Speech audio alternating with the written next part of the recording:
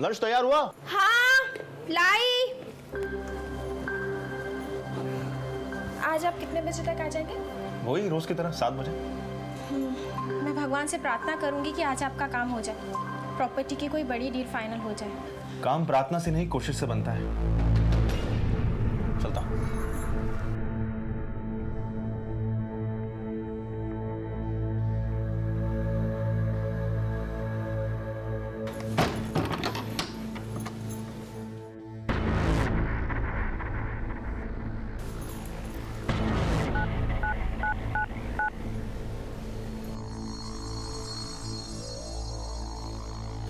वो चले गए हैं, आ जाओ।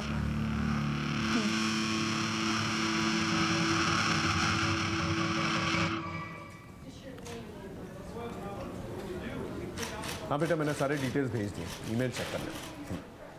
सर। हाँ मनीष। सर, ये आनंद सिन्हा है, ये अपनी पत्नी की मिसिंग रिपोर्ट लिखाने आए। बैठिए।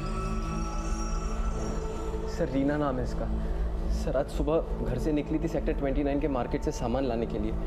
जब काफ़ी देर तक नहीं लौटी और मैंने कई बार कॉल किया तो उसका फ़ोन स्विच ऑफ आ रहा है। दोस्तों और परिवार वालों से पूछताछ की? सर हमारा कोई दोस्त है ही नहीं। क्या मतलब? कहाँ से हैं? कटवाल गाँव। सर रीना का अतीत बड़ा ही अशांत रहा है। कुछ साल पहले रीना के परिवार में आपसी दुश्मनी के कारण रीना का रेप हुआ था। रीना के चचेरे भाई जग्गू ने किया था उसके साथ ये दुष्कर्म। इस हादसे के बाद रीना अपने पिता अमृतपाल के लिए अपमान का दाग बन चुकी थी। मैं अगले हफ्ते रीना की शादी करवा दूंगा। लेकिन रीना और मैं कॉलेज में साथ पढ़ते थे और एक दूसरे से प्यार करते थे, जिसका पता उसके पिता अमृतपाल को नहीं था। हम लोगों ने भागकर शादी करने का फैसला किया और यहाँ आकर शादी कर ली। उसके परिवार वालों ने तुम्हें ढूंढने की कोशिश की या रीना ने अपने माँ बाप से मिलने की कोशिश की? सर रीना ने तो नहीं, लेकिन मैं गया था अमृतपाल से मिलने के लिए, उनसे माफ़ी मांगने के लिए। माफी? अरे मेरा बस चले तो तुझे और रीना को जिंदा गाड़ दूं मैं। सारी दुनिया में मेरा तमाशा बना के मुझसे माफी मांगने आया तू? अरे मर चुकी है रीना, मेरे लिए मर चुकी है। और सुन, चुपचाप निकल जा यहां से और दोबारा यहां आने की गलती मत करना। अगर दोबारा आया तो यहां से जिंदा वापस नहीं जाएगा। निकल यहां से।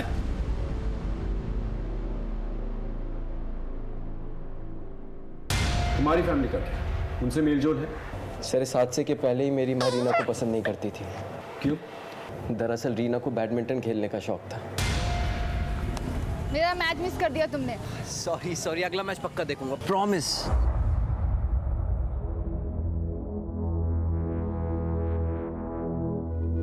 आनंद, तुम्हें कितनी बार कहा है मैंने, हमारी घर की होने वाली बहू इस तरह के खेल कूद में हिस्सा नहीं लेगी, जहाँ पर खेल कम और टंगे ज्यादा देखते हैं। देखने वालों की नजर पे है माँ जी। अपने बच्चे को दूध पिलाती माँ को भी लोग बुरी नजर से देखते हैं। आनंद, फैसला कर ले, तुझे मेरे साथ रहना है या इसका साथ निभाना है?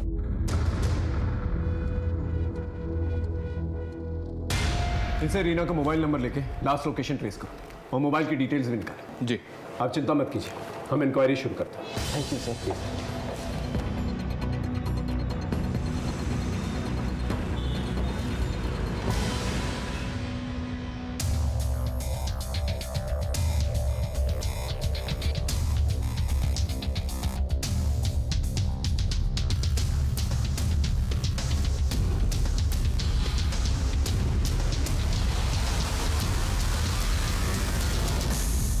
सर, रीना की last location sector 29 central market में ही थी।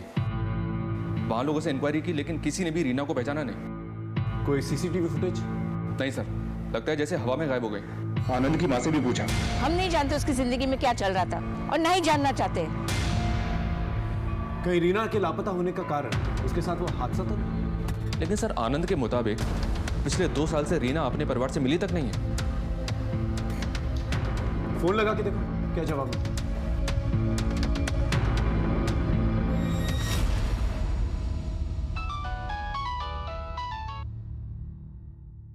हेलो, रीना के पिता अमृतपाल बोल रहे हैं। रॉन्ग नंबर, और दोबारा फोन मत करना। हेलो, फोन कर दिया सर, दोबारा ट्राई करता हूँ।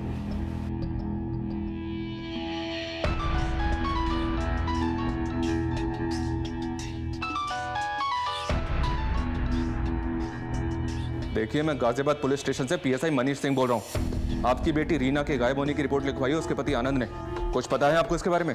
मैंने कहा ना, मुझे कुछ नहीं पता और ना पता करना है।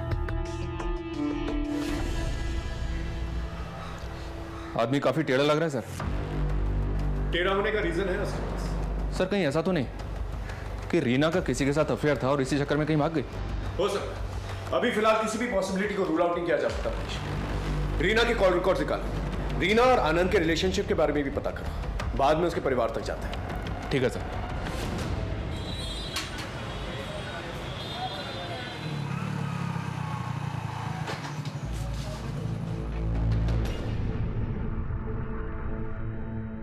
अंकिता कहाँ चली गई?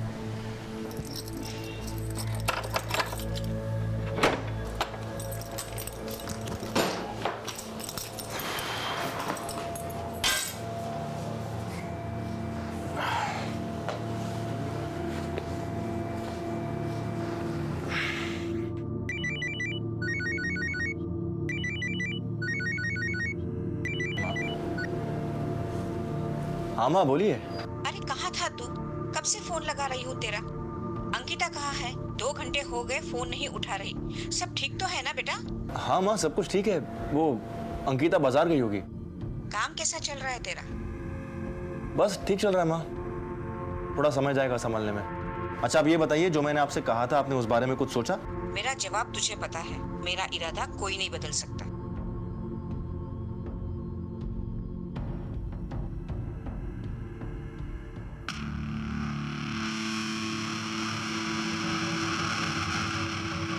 अरे आप आज जल्दी आ गए।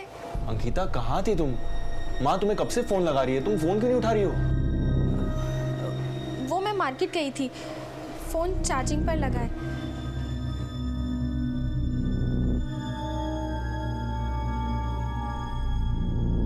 साहब आनंद और रीना यहाँ 2 साल पहले रहने आए थे। वैसे तो दोनों खुशहाल ही रहते थे, लेकिन बच्चे के पैदा होने के बाद दोनों लड़ने झगड़ने लगे थे। चुप, एकदम चुप। बहुत जुबान चलने लगी है तेरी। साहब आनंद रात को बीवी से झगड़ा करके जाता था और सुबह में नशे की हालत में आता था। पैसों का भी प्रॉब्लम चल रहा था।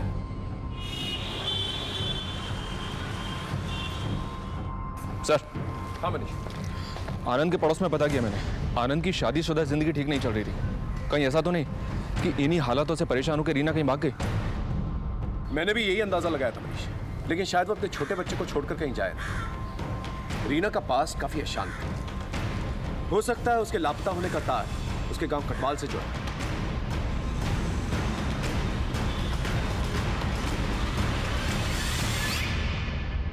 रीना का घर यही है?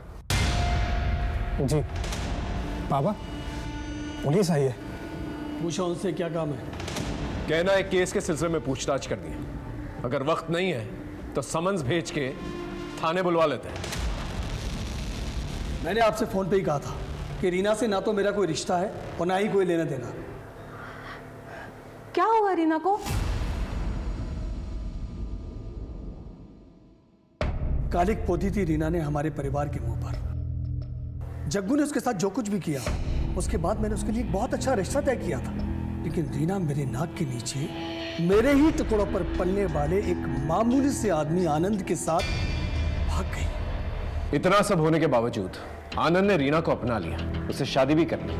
वो तो आपके पास माफी भी मांगने आया था। आनंद, उसकी बातों पर भरोसा मत करना। वो मेरे पास माफी मांगने नहीं, जायदाद में हिस्सा मांगने आया था। अगर सीधी तरह से आपने रीना को उसका हिस्सा नहीं दिया ना, तो मुझे कोर्ट जाना पड़ेगा। हाँ, अगर आप रीना को अपनाना नहीं चाहते तो मत अपनाओ, लेकिन उसे उसका हिस्सा तो देना पड़ेगा। अच्छा, तो कोर्ट जाएगा? जा, मुझे जो देना था वो दे चुका हूं। अब तुझे इस घर से सिवाय बेइज्जती के और कुछ नहीं मिलेगा। हम यहाँ रीना की मिसिंग कंप्लेंट की तफ्तीश करते हैं। क्या आप लोग में से कोई जानता है कि रीना कहाँ है?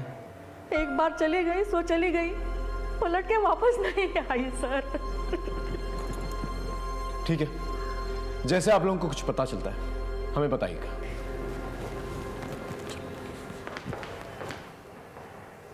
कहीं आपने जग्गू की तरह रीना को भी? इस आनंद ने हमसे झूठ कहा। मैं गया था अमृतपाल से मिलने के लिए, उनसे माफ़ी मांगने के लिए। अगर इनकी बात माने तो ये मामला कुछ और ही है सर।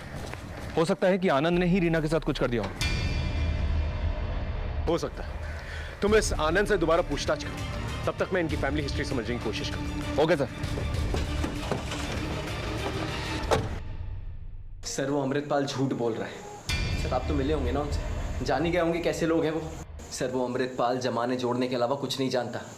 तहसील में रहकर उल्टे सीधे तरीकों से कितने लोगों की ज़मीन जायदाद हड़पी है उसने, यहाँ तक कि अपने भाई तक को नहीं छोड़ा।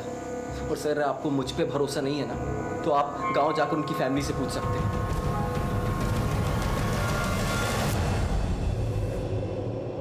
साहब, अमृतपाल ने हमें बर्बाद कर दिया था। सारी उपजाऊ ज़मीन उसने अपने नाम पे कर ली थी और सारी बंजर ज़मीन उसने हमारे लिए छोड़ दी। इस बात को लेकर जब मेरे बेटे जगन्नाथ ने आवाज़ उठाई तो अपनी ही बेटी के बलात्कार की झूठी केस में उसे फंसा दिया। मुझे आज भी याद है।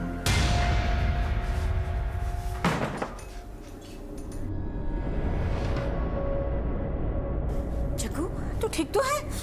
माँ वो मेरे पीछे पड़े माँ, वो मुझे मार देंगे। मैं बस तुझसे मिलने आया था। तुझे पता है ना माँ, मैंने रीना का बलात्कार नहीं किया था, मुझे फंसाया गया था। मैं जानती हूँ बेटा। जग्गू, मुझे जाना होगा माँ, अपना ख्याल रखना। जग्गू,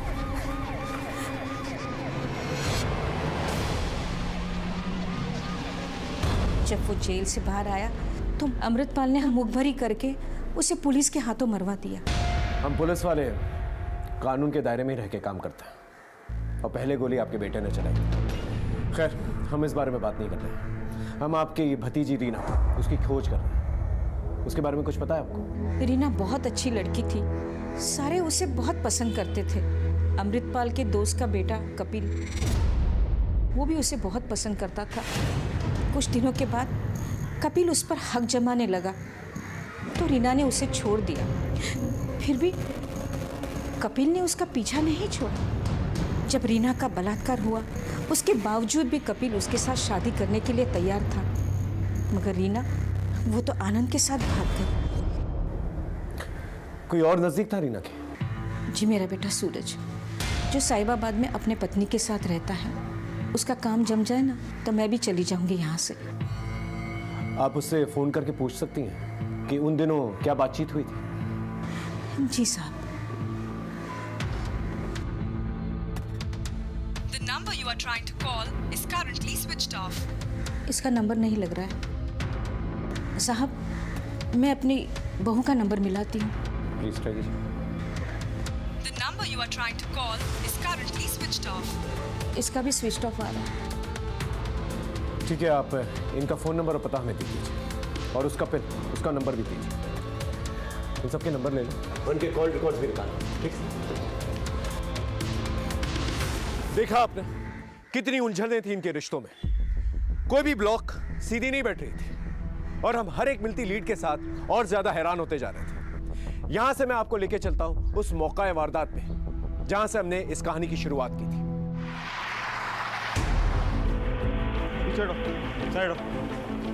फोन किसने किया था? सर मैंने फोन किया था आपको। हाँ बोलिए। साहब मैं अपनी सहेली अंकिता से मिलने आई थी।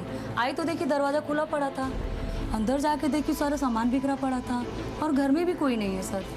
लेकिन सर एक बात मुझे बहुत खटकी। चलिए मैं आपको दिखाती हूँ।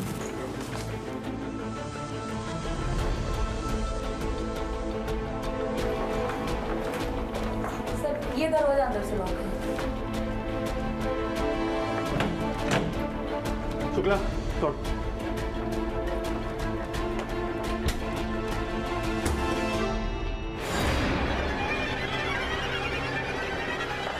सर बाहर के दरवाजे का लॉक टूटा हुआ है। एक काम करो, घर को अच्छे से चेक करो, शायद कुछ पता चले।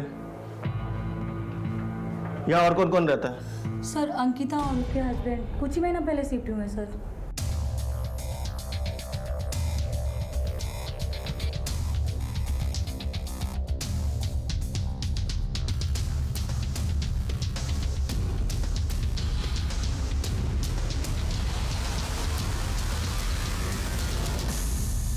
इसकी बीवी का है? उसका नंबर है कोई आपके पास? हाँ सर, मैंने फ़ोन किया था, वो अपने मायके में है, बस वो निकल चुकी है सर। ठीक है, आप बाहर वेट कीजिए। सर। हाँ शुक्ला। सर, घर का कैश और ज्वेलरी दोनों सेफ है। घर में ज्वेलरी और कैश सेफ है, लेकिन सामान सारा बिखरा पड़ा है, जैसे कि कुछ तलाश किया गया हो। पर क्या? शुक्ला, एक काम करते हैं, मोहल्ले के लोगों से आसपास पूछताछ करते हैं, शायद कुछ क्लू मिल जाए।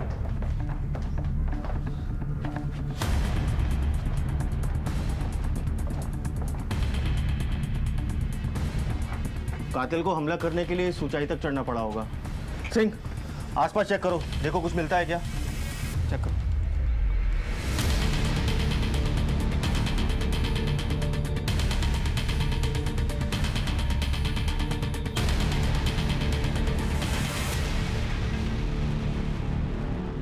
सर। हाँ सिंह, बोलो। हाँ सर, ये सीढ़ी। शुक्ला, मर्डर वेपन के साथ इस सीढ़ी को भी फॉरेंसिक में भेजो, शायद कोई फिंगरप्रिंट मिल जाए। Okay sir.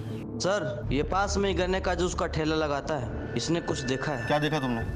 साहब, परसों शाम से एक बूढ़ा आदमी यहाँ आता था और उसके हाथ में एक ऐसी सीढ़ी थी और हाथ में एक सब्वल था। देखने में कैसा था? उसका स्केच बनवा सकते हो? नहीं साहब, इतना ध्यान से उसका चेहरा नहीं देखा था। ठीक है, जा सकते हो। शुक्ला। जी सर। इस बूढ़े आदमी के बारे में पता करो, मुझे लगता है कि हमलावर यही है। और इस सीढ़ी और सब्बल के बारे में भी पता करो, देखो ये कहाँ से खरीदा गया है। पास ही में एक मजदूर चौक भी है। बस 2-3 हफ्ते और दे दो, हम पूरा पैसा लौटा देंगे। अबे 2-3 हफ्ते में क्या तुम्हारी लॉटरी लगने वाली है? भैया, हम कोशिश कर रहे हैं, कुछ ना कुछ बंदोबस्त हो जाएगा। आप तो जानते हैं कि कितनी परेशानी में हैं अभी हम। ठीक है, 3 हफ्ते यानी 21 दिन। अगर 22वें दिन हमारा पैसा नहीं मिला ना तो तोरी नीलामी कर देंगे, समझे? चलो रे। हाँ साहब, मेरी दुकान का ही सामान है। क्या बता सकते हो ये सामान तुम्हारी दुकान से किसने लिया? कोई बूढ़ा आदमी था क्या?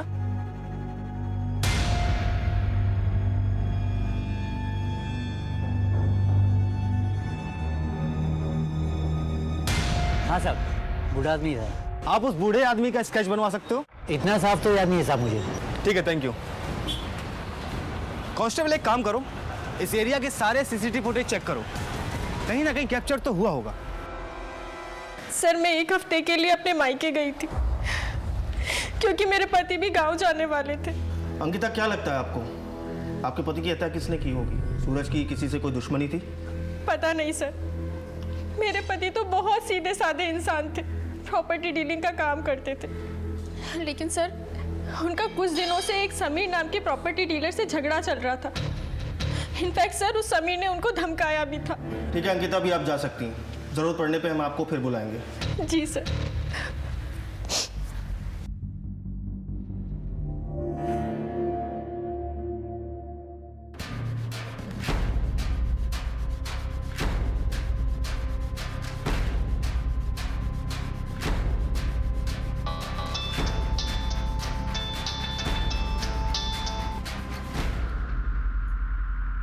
देखिए, आपका काम हो जाएगा, लेकिन इसके लिए आपको मुझे पूरे 15% देना होगा।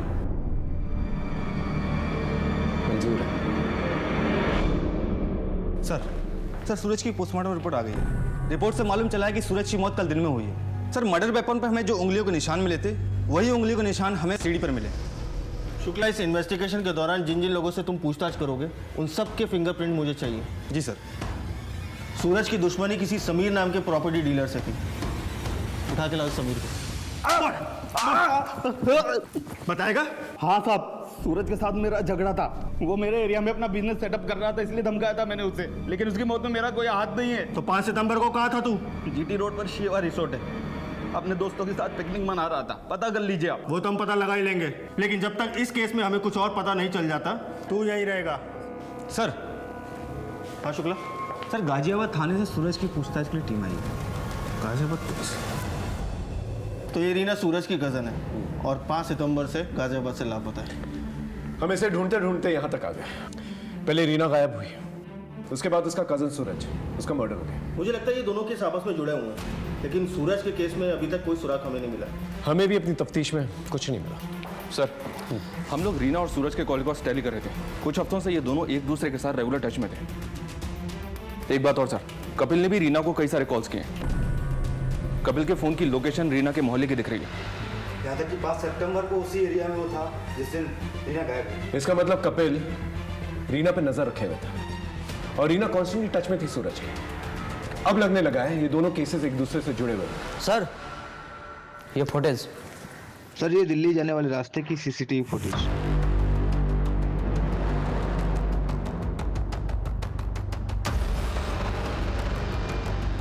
ये बूढ़ा आदमी सीसीटीवी फुटेज में क्लियर दिख रहा है और दिल्ली जाने वाले रास्ते से दिख रहा है।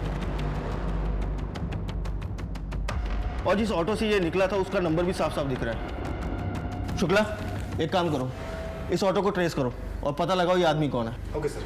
और हम लोग आनंद से पूछते हैं ये रीना, कपिल और सूरज का क्या ट्रायंगल है? दोनों खानदानों में खूनी जंग चल रही थी, दोनों एक दूसरे से नफरत करते थे, ये बात समझ में तो आ रही थी। लेकिन रीना और सूरज की दोस्ती, ये बात हलक से नहीं उतर रही थी। इन दोनों के बीच में क्या चल रहा था? सवाल जितने चौंकाने वाले थे, जवाब उतने ही हैरत अंगेज। हम दो दिशाओं से भटकते भटकते एक सड़क पे आ गए थे।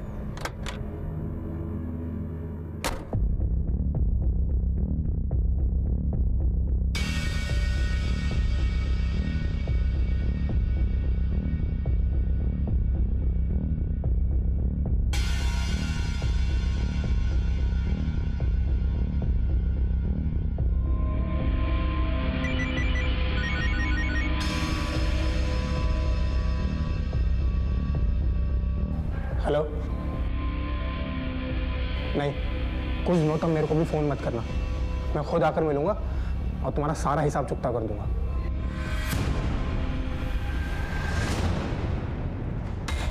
क्या सूरज का खून हो गया? सर रीना का कुछ पता चला? वो हम पता कर रहे हैं। पहले तुम बताओ, तुम इस कपिल के बारे में क्या जानते हो? वो प्यार करता था रीना से, अपना हक जताता था रीना पर, और तो और वो घर तक पहुंच गया था सर। हाथ जोड़ते मेरा पीछा छोड़ दो। कौन सी भाषा में समझाया हम तुमको? दोबारा रीना के पास भी दिखिए ना तो सोच लेना। निकलो यहाँ से। बहुत बड़ी भूल कर दी रीना तुमने। चल निकल, दोबारा नजर मत आना। तो ये बात पहले क्यों नहीं बताई? सर मुझे लगा वो क्या कर सकता है, बस इसीलिए। ये कपिल कहाँ रहता है? बहरामपुर। इन दोनों रीना और सूरज के बीच में बहुत बातचीत हो रही थी, क्यों? सर सूरज बहुत अच्छा आदमी था, उनके पूरे परिवार में वही एक समझदार इंसान था। वो रीना के साथ मिलकर अपने और अमृतपाल की फैमिली के बीच सुलह कराना चाहता था।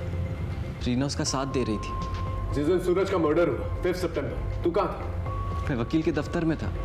सारा दिन कागजी कार्रवाई में ही गुजर गया था।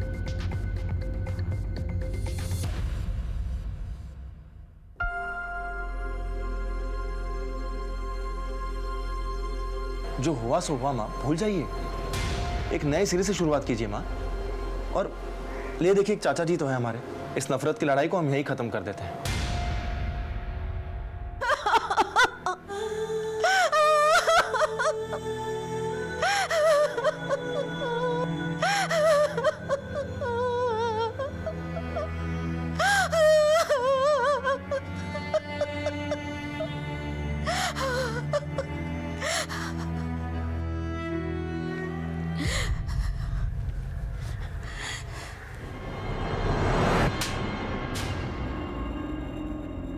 तूने यहाँ आने की हिम्मत कैसे की? हमें बर्बाद करके अब तमाशा देखने आया है? तूने ही मारा ना मेरे सूरज को। हम तो यहाँ आपका दुख बांटने आए थे दीदी। दुख भी तुम ही देते हो और बांटने भी तुम ही आते हो। निकल जाओ यहाँ से। पड़ गई तेरे कलेजे में ठंडक। तूने कहा था ना मुझे यहाँ आने के लिए, करा दी ना मेरी बेइज्जती। मैं तुम्हारी शक्ल कभी नहीं देखूंगा।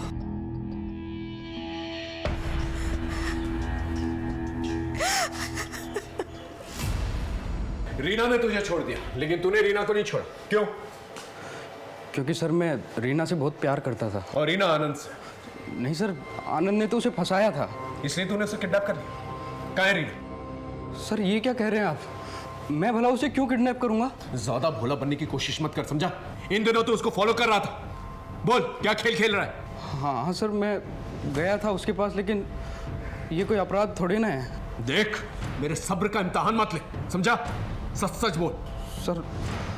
सर रीना और आनंद के झगड़े चल रहे थे मुझे लगा कि शायद रीना को अपनी गलती का एहसास होगा कि उसने आनंद को क्यों चुना, और मुझे लगा कि वो मेरी ज़िंदगी में दोबारा वापस आ जाएगी, इसलिए मैं उसके आसपास रहता था। 5 सितंबर को कहाँ था तू? सर, मैं अपने गांव हिसार गया हुआ था और वहाँ से आया तो मुझे पता चला कि रीना गायब है। तेरी हर एक बात को चेक करेंगे, जरा सा भी छूट टिकला ना तो देख लेना। शहर छोड़ के मत जाना कहीं। अब जा। हम हर एक लीड को फॉलो कर रहे थे, सबसे पूछताछ कर रहे थे, दोनों केसेस को जोड़कर देख रहे थे, यहां की संभावना वहां, वहां के लिंक को यहां, लेकिन कुछ भी हाथ में नहीं आ रहा था। फिर एक ऐसा मोड़ आया जिसने हमारी परेशानी और भी ज्यादा बढ़ा दी।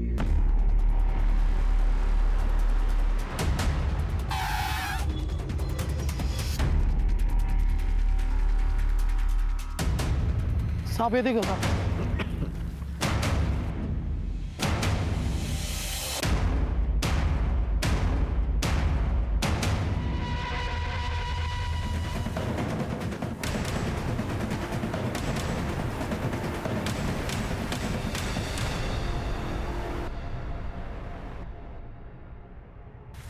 सर, रीना को मारने का किसी के पास क्या कारण हो सकता है? कारण तो है मनीष। अमृतपाल के पास रीना ने भागकर शादी की, कपिल के पास रीना उसके हाथ आते आते निकल गई, और आनंद के पास इनके बीच में झगड़े जो हो रहे थे। मुझे तो रीना के भाई सचिन पे भी शक है, क्योंकि रीना की मौत से सीधा फायदा है उसका। और इन सबसे हटकर रीना का पास्ट सबसे बड़ा कारण है। लेकिन सर, कपिल के अलावा ही चेक किया हमने, वो अपने गांव हिसार में ही था। जरूरी नहीं हर इंसान जो है अपना काम खुद ही करे, वो किसी और से भी करवा सकता है। इन दोनों परिवारों के बीच में काफी तनाव था। एक परिवार में जग्गू का इनकाउंटर हो जाता है और सूरज की हत्या, और दूसरे परिवार में रीना की हत्या। इन सब परिवार वालों की एक लिस्ट बनाओ, इन सब पे नजर रखो, इनकी कॉल हिस्ट्री निकालो। कोई तो है जिस परिवार के पीछे पड़ा हुआ है। ये रीना की पोस्टमार्टम रिपोर्ट आई है सर। पोस्टमार्टम रिपोर्ट के हिसाब से मौत सर पे चोट लगने से हुई है, डिफ्यूज एक्सोनल इंजरी, जिसकी वजह से स्कल में क्रैक पड़ गया। परिवार वालों से कुछ पता चला? हमने हर एक मेंबर के कॉल रिकॉर्ड्स और उनकी मूवमेंट्स चेक किए। एक बात सामने आई है सर, ये अमृतपाल दोनों ही मर्डर्स के दिन गाजियाबाद में था, और हर बार कुछ घंटों के लिए इसका फोन भी बंद था। सूरज की पत्नी अंकिता की ये बात झूठ थी सर कि वो मायके में थी, जबकि उसका फोन गाजियाबाद में ही राजनगर में एक्टिव था, और अक्सर वहीं एक्टिव रहा है। रीना के भाई सचिन के भी कॉल रिकॉर्ड्स हमने खंगाले सर, उसमें 1-2 नंबर्स ऐसे सामने आए हैं जिन पर इसने उन दिनों कई सारे कॉल्स किए हैं। हम चेक कर रहे हैं। एक काम करो, अंकिता को थाने बुला और इस अमृतपाल और सचिन पे नजर रखो, एक एक को घेरता है। इस बूढ़े आदमी को तुमने ही अपने ऑटो से छोड़ा था ना? हाँ साहब, इसको यमुना विहार में छोड़ा था साहब, बहुत जल्दी में था साहब। 50 रुपए की जगह सर 100 रुपए दिया। और कोई बात नोटिस की तुमने? सर इसके पास एक ब्लैक कलर की बैग थी साहब। तुम उस जगह ले जा सकते हो जहाँ वो उसे छोड़ा था? जी साहब। चल, ये रहे तुम्हारे कॉल रिकॉर्ड्स। हमसे झूठ क्यों कहा तुमने? कई दोस्त है सर, अनिल। और उसके साथ मिलकर तुमने सूरज की हत्या कर दी? सर ये आप क्या कह रहे हैं? सूरज के साथ ऐसा करने का मैं सोच भी नहीं सकती। और सर ये बात आप भी जानते हैं, जिस वक्त सूरज की मौत हुई उस दिन राजनगर में थे हम दोनों। सर मेरी बात का यकीन कीजिए। हमारे पास शक की भी वजह है और यकीन की भी। हमारी नजर है तुम पर।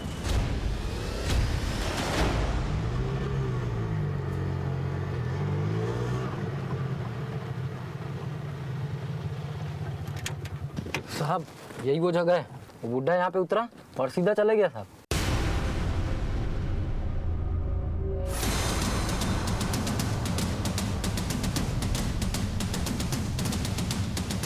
सारे एरिया को छान मारो।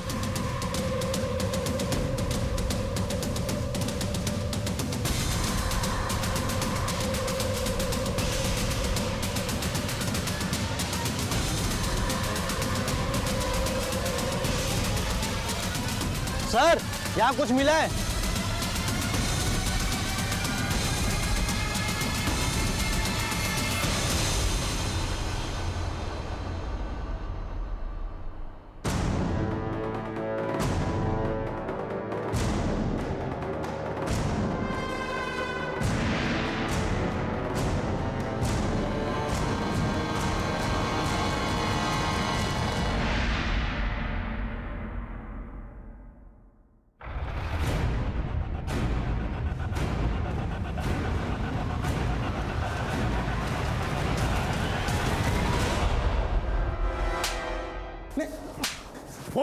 इतने पैसे लेके कहाँ जा रहा था तू?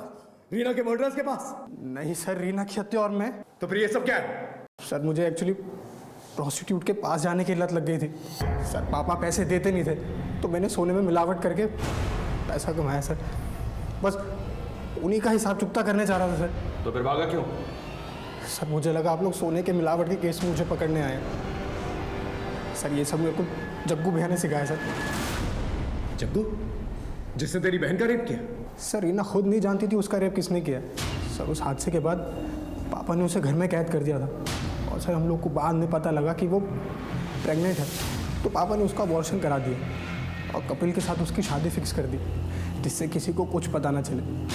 कपिल शादी करने के लिए तैयार था लेकिन तब तक रीना भाग गई थी और पुलिस को जग्गू की लोकेशन भी पापा ने दी थी जिस मुठभेड़ में वो मारा गया।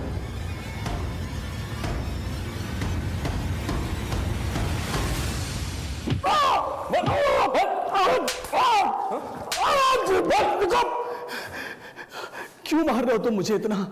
तुमको मालूम है ना कि ये गैर कानूनी है और इसके लिए मैं तुम्हें कोर्ट में घसीटूंगा। कोर्ट जाने लायक बचेगा तब ना।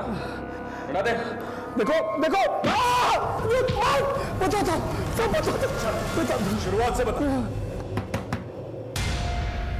अरे जग्गू तू।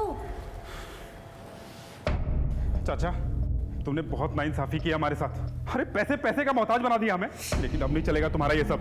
शराब पी के आया क्या है? चल निकल यहाँ से, निकल। छोड़ूंगा नहीं मैं तुम्हें चाचा। मुझे समझ नहीं आ रहा था कि जग्गू से कैसे छुटकारा पाऊं, और फिर एक दिन रीना। अरे क्या हुआ इसे? रीना का बलात्कार किसने किया है ये उसे नहीं पता था।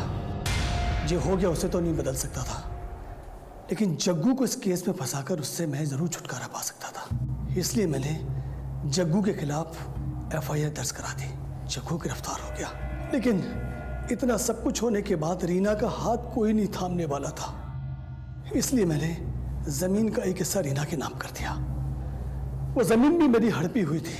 इतना लालची आदमी है तो अपनी बेटी के इतने बड़े हादसे को अपने फायदे के लिए इस्तेमाल किया।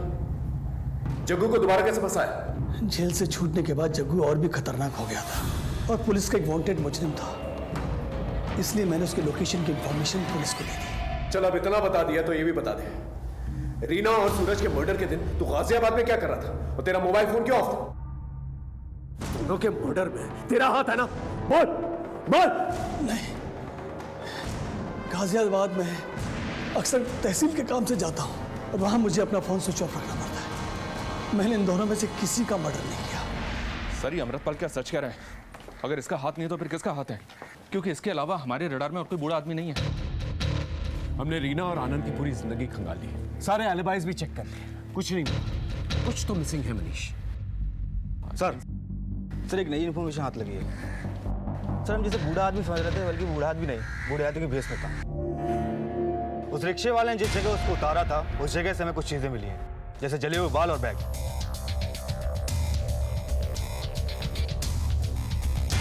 और एक बात सर हमें इस पे जो उंगलियों के निशान मिले हैं ये वही है जो हमें सीढ़ी और सब्बल में मिले थे। अभी कौन हो सकता है सर? सचिन, कपिल, आनंद या कोई और। लेकिन सर इन सब के रिकॉर्ड्स इनके अलावा ही हमने ऑलरेडी चेक किए, सब ठीक है। मनीष तुमने सुना अमृतपाल ने क्या कहा? कुछ स्टेटमेंट्स बड़े काम के होते हैं। एक काम कर मनीष। Okay sir.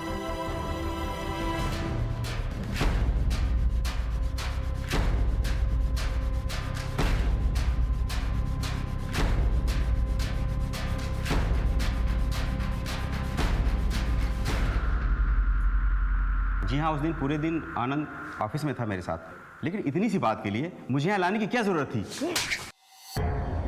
जरूरत थी क्योंकि हमने तेरी थोड़ी सी हिस्ट्री निकाली। तूने उस रिकवरी एजेंसी के खिलाफ कोई केस ही दर्ज नहीं किया। 5 सितंबर को तो ऑफिस में भी नहीं था। ऊपर से तेरे खुद के खिलाफ जालसाजी के कई कंप्लेंट्स हैं। अब अपनी वकालत खुद करेगा या एक अच्छे वकील को बुलाओ?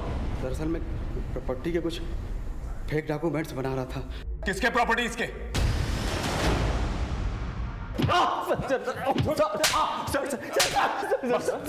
मुझे क्यों मार रहे सर? तेरे वकील ने तेरी वकालत छोड़ दी है, समझा? अपना जुर्म कबूल कर लिया है।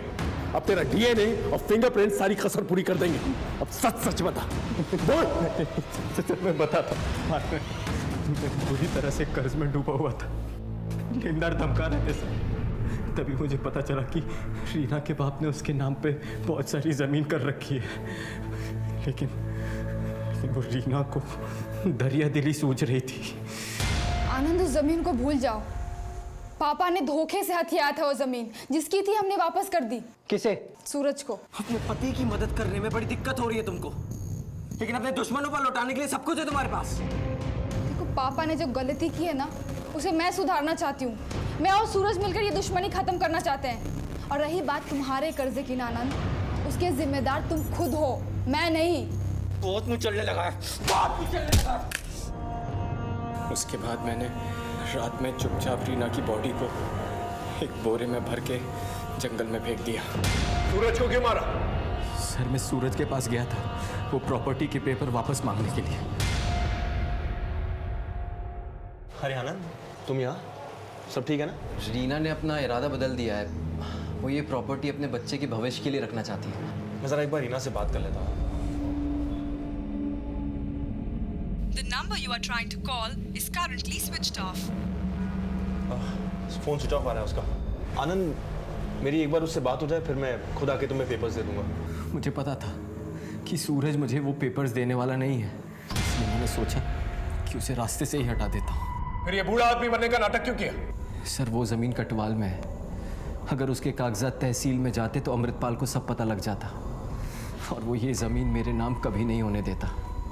इसलिए मैंने वकील के साथ मिलकर कागजात में हेर फेर की। अमृतपाल की सूरज के परिवार से दुश्मनी है, ये सब जानते हैं। इसलिए मैंने उसके जैसा हुलिया बनाया और सूरज पर नज़र रखना शुरू कर दी। और मर्डर वाले दिन अपना मोबाइल वकील के यहाँ छोड़कर मैंने सूरज को अपने रास्ते से हटा दिया। फिर मैंने सूरज के घर जाकर उसके घर की तलाशी ली और वो डॉक्यूमेंट्स ले लिए। यमुना विहार में जाकर मैंने अपनी वेग और मेकअप का सारा सामान जला दिया। रीना का बलात्कार क्यों किया?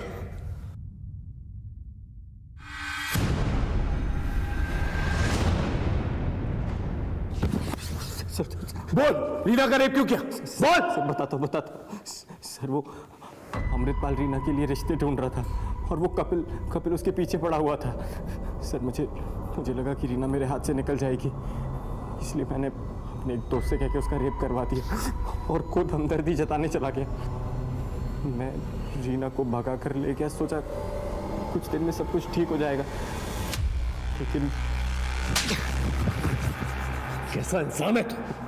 अपनी लालच में इतनी तबाही मचाई, अब सारी जिंदगी जेल में सड़ना और यही सोचना। हर जुर्म के पीछे एक कहानी होती है, एक दस्तक होती है। जो वक्त रहते संभल गए तो संभल गए, वरना जुर्म की ये खाई अच्छों को निगल जाती है। फिर मिलेंगे एक नए केस के साथ। तब तक देखते रहिए क्राइम पेट्रोल दस्तक। मकसद बता